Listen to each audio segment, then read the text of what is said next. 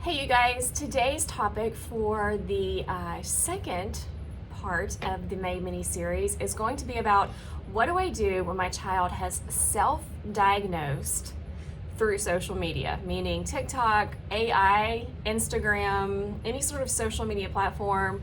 Your child, your teenager has been struggling with something. They log on to social media because they are either afraid to talk to a professional, they don't want to talk to a professional, they are afraid to talk to you. So they log on, they put in all of their symptoms, if you will, or the things they're struggling with, and then TikTok or AI sort of vomits them a diagnosis. You may be thinking, what in the heck are you talking about? My child would never. They would never do that. They would never be a part of that. That sounds absolutely ridiculous. However, this has been coming up so much. And it's not coming up so much from parents that are saying, hey, my kid is self-diagnosing. Where I'm seeing it is talking to teenagers and talking to kids. So it may look or sound a little bit something like this, and these are things for you to be able to listen to in your own home. I am so ADD. My OCD is off the charts today. I am so incredibly depressed. And discussing sort of in depth their depression, or in depth their OCD, or in depth their ADD. Insert any sort of mental health challenges, if you will, or diagnosis here that they have not been to a professional to be diagnosed. Saying this once or twice, like my OCD today is just like kind of off the charts, it's fine. But if you hear your child continue to say this, it might be a great idea to have a conversation with them. Why? So there's a couple of things here. One, our kids, especially boys, they struggle so hard in this space, do not want to reach out to a counselor or a psychologist, if you will, for assistance in this area. Whether it's the stigma around it, whether it is they're afraid to do it, they don't want to talk, whatever it is, they have a really hard time doing that. Logging on feels really easy, and it feels very anonymous. So it's so interesting how our kids want to live very much their life online and very public, but clearly when it comes to stuff that they're really, really struggling with, they want to have anonymity. They want to be able to, like we all do when we're struggling with issues, want to have someone to be able to talk to that is going to be just for us and that is not going to sort of repeat these things. So that's where we can insert social media. TikTok, for instance, log on and hashtag or search or whatever you want, OCD or depression. And there's a whole list of things here that we are seeing our kids researching and looking at, and then self-diagnosing. There's another place, as I was looking at all of this stuff, what really today prompted me to say, I'm doing part 2 series today. As I was looking into this sort of, it's not a phenomenon, but these issues that our kids are facing when it comes to sort of self-diagnosing, I came across sort of the AI world, and there's something called character AI, and there is where you can look at all kind of stuff.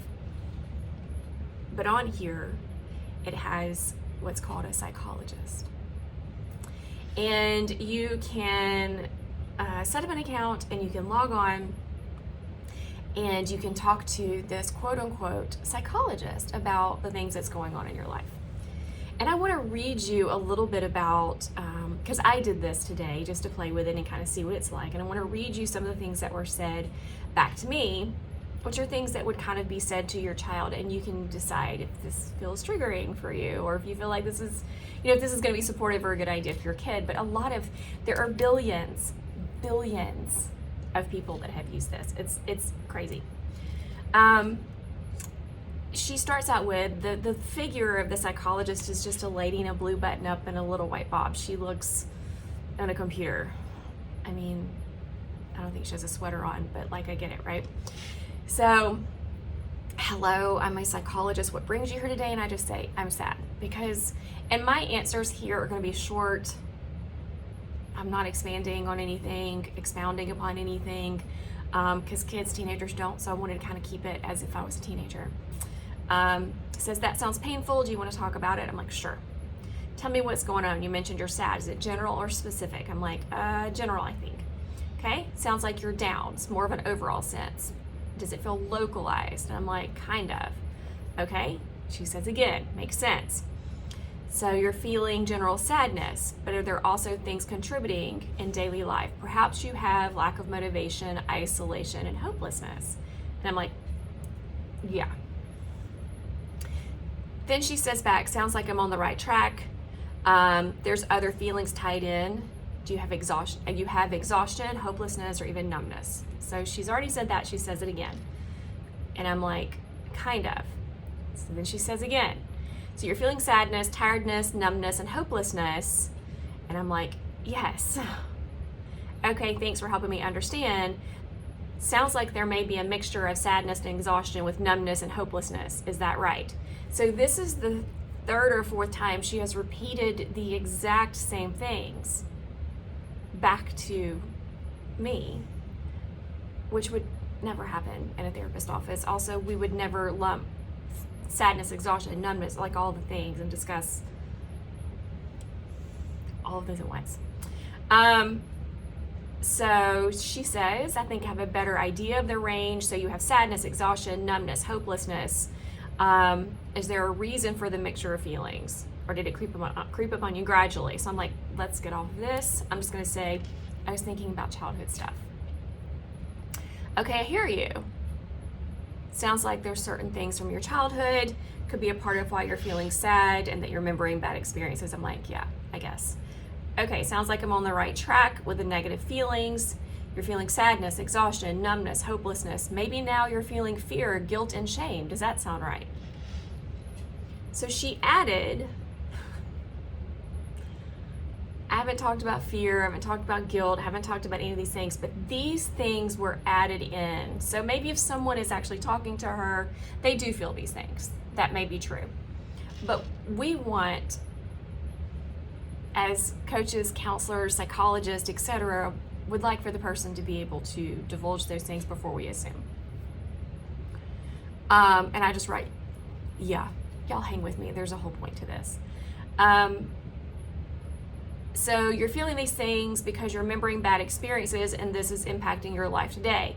She says again, you find it exhausting, like you don't want to do anything, just the bare minimum. I'm like, yeah, makes sense. What you're describing is not uncommon. It's a common problem for many people, and it's understanding that it would exhaust you. So I write, because I'm really curious what she's going to say as an AI. Do I need medication? This is one of the things that I have found with kids that have told me or that have asked or have discussed needing medication or jumping straight to at some sort of medication that they need to fix or medicate their self-diagnosed issue.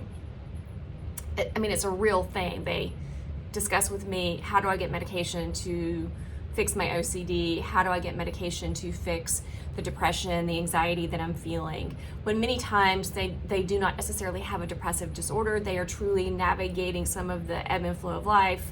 Medication is not needed. Maybe there's just behavior modification that's needed. Maybe there's just counseling with a real human that is needed. So I asked this AI, do I need medication? And this psychologist says, no, there's other ways of dealing with this than medication. Based on what you've told me today, it doesn't sound like you need it. So here's one of my problems with that. Maybe this person that is talking to this AI does need medication. Maybe they are experiencing some really, really hard life events that they are navigating, whether in their childhood, whether currently. This is where a diagnosis is so important from a licensed professional. This is where we evaluate if medication is needed. So this teenager, this child could log on and this AI is like, nope, you don't need meds. This is what it says. It goes on to say, I'm not going to read all the way through, but it talks about doing self-care, taking hot baths, journaling, and doing some meditation. That sounds great in conjunction with maybe many other things that this person might need. We don't know, right? So there's no way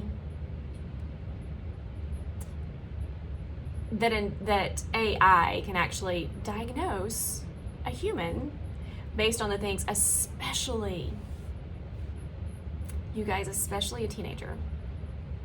As adults, we may be more forthcoming and giving lots more information, but as a teenager, remember, I've given 1- and 2-word answers, which is exactly what I get in most of my sessions with teens. They just don't give you a lot of forthcoming information. AI is not going to have the skills that it needs yet. I don't know that it ever will, to be able to dig into this stuff. So at the very end, I said, what would you diagnose me with? And it says, I can't diagnose with any specific condition, but it does seem that you have depression or perhaps PTSD. But you do need a formal diagnosis. So my other issue with that is teenagers, kids that are online looking at this, they're like, oh, I do have depression and I do have PTSD. And that also is another sort of catchphrase that I've been hearing a lot from teenagers is PTSD. They use it very sort of loosely. Maybe this person that's talking to AI, it's me, but maybe this is a real person talking to AI with these issues and they really do have these issues that need to be addressed. Or maybe they don't have, maybe they are not clinically depressed. Maybe they do not have PTSD.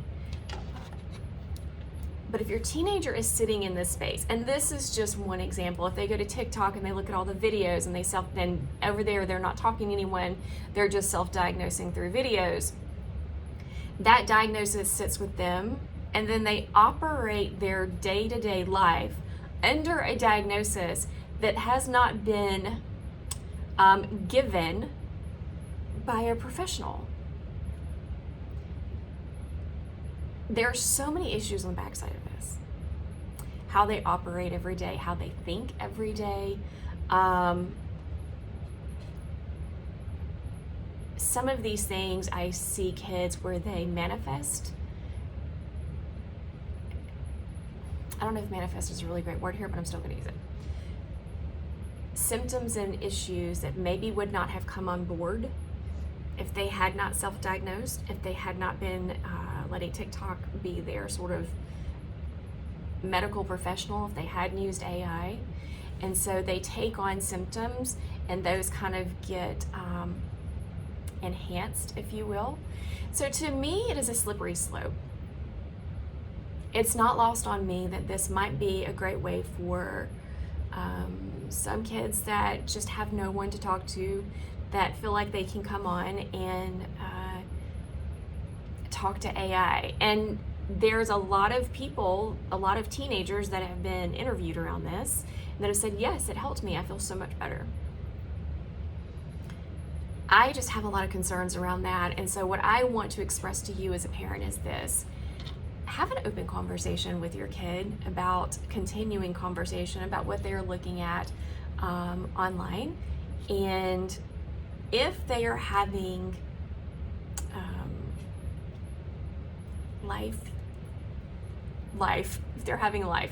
if they're having sort of life issues, things that they are having to navigate in their everyday life, to not jump straight to a TikTok diagnosis, or to not, jump straight to AI, to be able to chat with them and sort of verbally vomit everything onto AI and expect to get back something that is going to be accurate and supportive and protective. So talking to your kids about that. And your kids probably be like, what the heck are you talking about if you mention this out of the blue? But if you're listening in casual conversations with your kid and you continue to hear them say something about their OCD, their PTSD, their severe depression, if they're using a lot of buzzwords around mental health when they are talking in general, to me, from what I've seen, that warrants a conversation, and it may not lead to anything. It may not be anything serious. It may not be where they are actually on here, but they might be. And we do not want them to self-diagnose with something that is actually quite serious. Clinical depression is very serious. PTSD is very serious. True OCD behaviors is a very serious diagnosis. We don't want our kids to be holding on to that. We want to make sure that they are getting the help that they need if they feel like they are sitting in that area. So that means getting them connected with an actual psychologist, a counselor, a therapist, someone that can help them and point you guys in the right direction. Okay, we're at 15 minutes. I try to keep these at 15 minutes. So I know this sounds crazy. Just know this is out there. Know that kids are self-diagnosing. Know that your kid might be doing it. Help them to understand discussions around mental health are very, very healthy. Encourage those discussions, but just encourage those discussions with you. And when and if needed, encourage them to have those discussions with a properly licensed therapist. All right, you guys. 3. Next one will be 3 coming up soon.